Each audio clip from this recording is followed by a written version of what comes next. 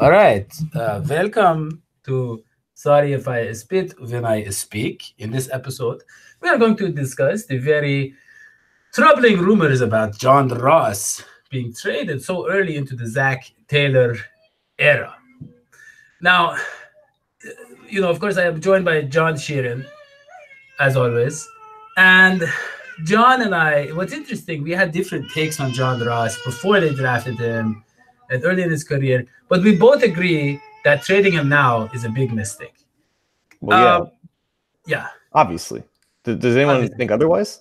Honestly, Yeah, some people are like, I saw some very insulting tweets about, oh, if they can get the seventh rounder or two packets of ketchup or whatever. Like, he's just Right. totally useless. The man had 7 touchdowns despite very shaky quarterback situation, and the fact that, and I wanted to get to this later, but, um, who is it, John? That Ryan McChrystal, I think? yeah, that's him. I Yeah. know exactly what you're talking about.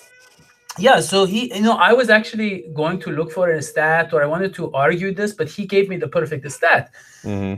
So John Ross had like 73%, I think, of his passes 20 yards or deeper were uncatchable, right? Right. And the average is like 40 something, right, John? Like 46% or something. So this is why, John, this is why we disagreed before he was drafted. I didn't want the Bengals to draft him, even though I was very excited and I love deep threats. I love the idea of John Ross, but I knew it wouldn't be a good fit on this team because of the nature of Andy Dalton's play. Like, like a Tyler Eifert, a Tyler Boyd, these guys, they work with a guy like Andy Dalton, because I would look at Dalton underthrowing Green on those deep passes and think, okay, so how is Ross going to work? And Right. also the injury history. And then I look at the history of the Bengals with injury-prone players. They're not the type of team that I don't know if it's the medical staff or what it is, but we don't have a good history with those kind of players either. But having said that, I wouldn't have used the number 9 pick. But now that we have him, what are you going to get? You're not going to get a first rounder. You're probably not going to get a second rounder. So anything less than that, what John Ross can add, right, is worth much more than they can get in return. If you know how to use them, you have a quarterback that can get the ball deep. He's worth much more. Look, worst case scenario, I say, is he's an X factor. A 6 to 800 yard, 10 touchdown kind of guy who comes in every once in a while and breaks the game open. I think that's ideally what he is. And going back to those points, I got personally carried away with what John Ross can be, because when watching him in Washington, like, I wasn't as concerned with him going to Andy Dalton, because I would think that the transition from Jake Browning to Andy Dalton would be pretty natural because they're basically the same quarterbacks, just playing on different levels. Ross didn't have the greatest quarterback in college, but still made it work in his final year there. So I didn't think that transition would be as bad, but clearly, as we've seen, Dalton just can't throw the Ross and can't throw him open, and he's the kind of receiver that needs a quarterback like that, and that's just not who Dalton is. And then the injury concerns, like the man got hurt his shoulder when running the fastest 40-yard dash. That should have been probably a bigger red flag than I guess I kind of took it in. And that wasn't the only injury that he suffered in his college career. He also, I think, tore an ACL back in 2016 and limited his production from that year. So there were obvious red flags with Ross, but me personally, I got carried away with good enough production and an elite athleticism trait that the Bengals didn't have.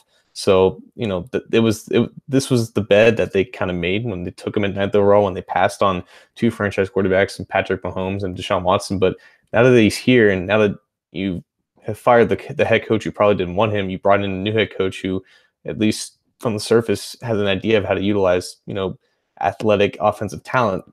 Maybe you give him a chance, especially in his 3rd year, when he had 7 touchdowns in the 2nd year, and that was mainly the niche role that he carved out.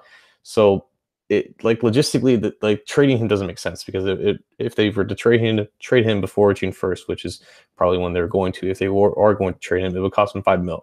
So if you cut Perfect and then trade John Ross, you're basically netting out $0. You don't get anything with that Vontaze trade. That becomes basically useless. So you're costing yourself $5 million to trade a first-round pick who's only 23 years old still, And then again, like you're not getting like a top 100 pick for John Ross. There's just no proven production. There's no proven tape of him in the NFL to warrant anybody investing anything higher than the 4th round pick on a guy that they can probably get similar production from in the draft. And this may not be that great of wide receiver class, and maybe Ross has that elite speed that no one else in this class has. So maybe that pushes his value up a little bit. But like if the Bengals are going to trade him, they're going to trade him to a team with probably a couple extra 4th or 5th round picks. They probably need maybe offer one of those, but like the best the Bengals can hope for probably is the 4th round pick. And like you said, like even though Bengals have had success drafting in the 4th round, they're not going to get anybody with the upside that Ross still has. So they might as well just kind of play this Ross thing out, see what they can get with him, even though Andy Dalton's still here, see what Zach Taylor's offense can do for him.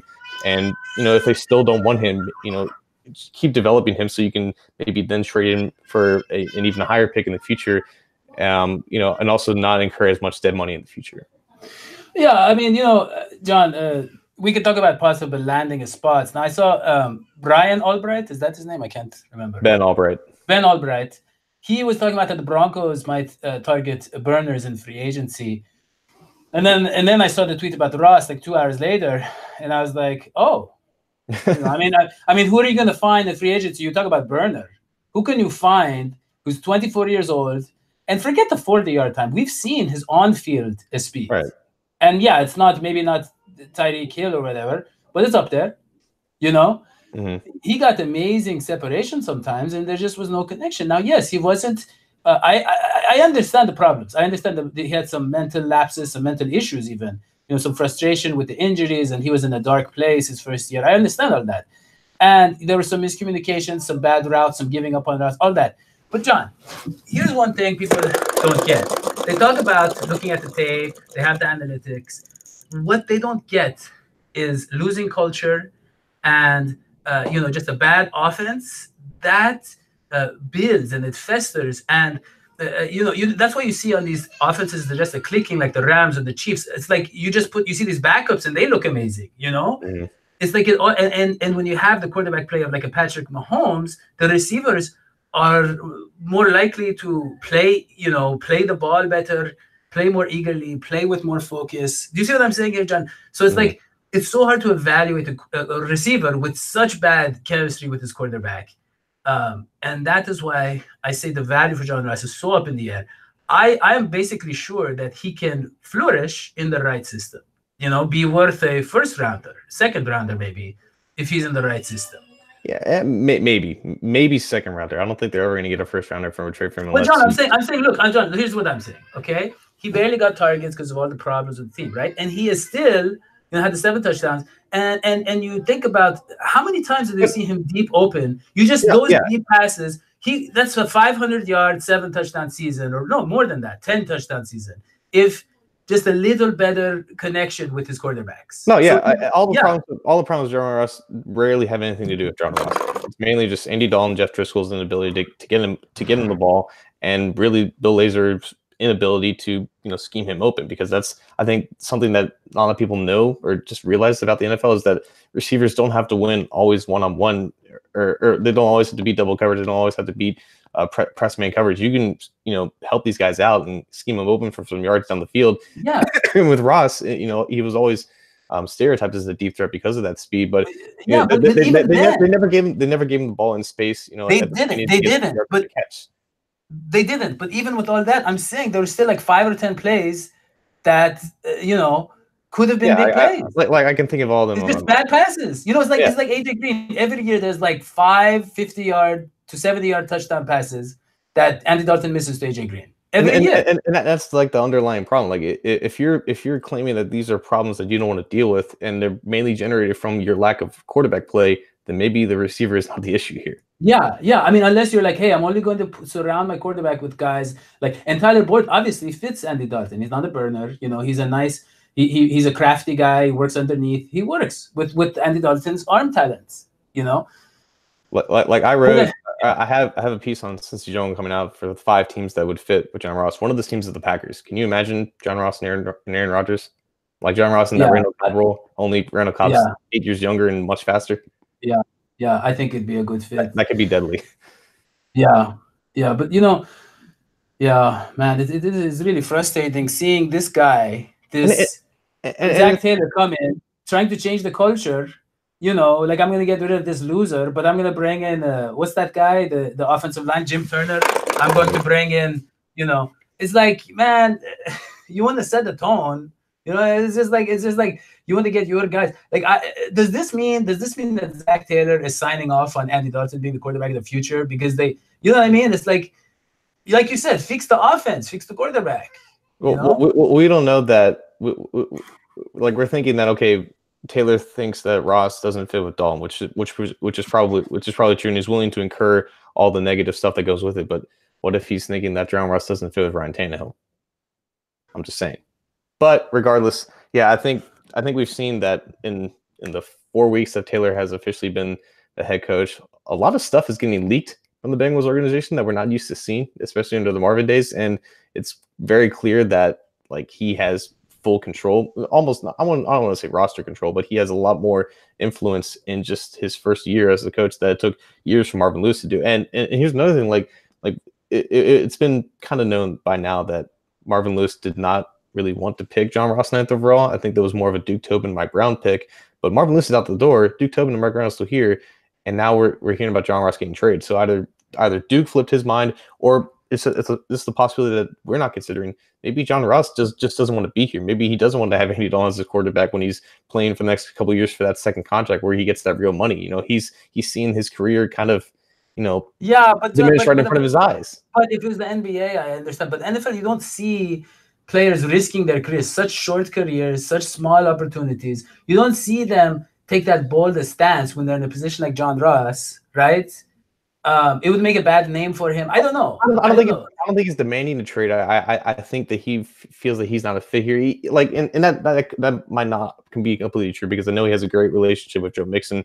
I believe that he's well liked in that locker room, but we don't know that for sure. And we don't know that he doesn't see him being the best fit in Cincinnati. And then they have the thoughts that okay, you're not that productive here, and you're not doing what we want you to do with the core that we want to keep established here. Maybe it's just best for both parties to move on. I don't know if that's the truth, but I Yeah, think I it's. don't know. I don't know. I mean, I like seeing Mixon say, "You're not going anywhere." I love that. I like, Mixon will say Rebecca, anything at this point. friend of the show, Rebecca Toback. What's that? Mixon will just say anything at this point. He's had to take. Well, but like Rebecca Toback pointed out, the moves that Mixon suggested, we would have been a great team. I mean, like he was like, it's like he would have kept Frank Pollock. He would have, I don't know what else. He would, So I like Mixon. I like his attitude. But okay, so we wanted to keep it short. People got to go to bed. Just real quick, I want to shout out the patrons. And obviously, we're talking patreon.com is down right now. So I don't have all the patrons memorized. John, do you remember any? John Harden, for one. Yeah, Brian Taylor, Andrew Sealer. Is Brian Taylor our $1 $1 He's guy? one of the $1. We have another one. I can't remember. We have awesome. a $3 guy. Yeah, and $1 guy, $5 guy, $100 guy. You're all the same to me. I equally love you all. Yeah, you're all really, really great, honestly. So we love the patrons, and don't forget to subscribe both on YouTube and on iTunes. The podcast is going to go up. This is going to go up to the iTunes podcast. Give us a 5-star rating, and that is about it. Right, John? That's all we got. Very short, just like his 40 time. There you go. We will see you next time. Sweetie. Bye.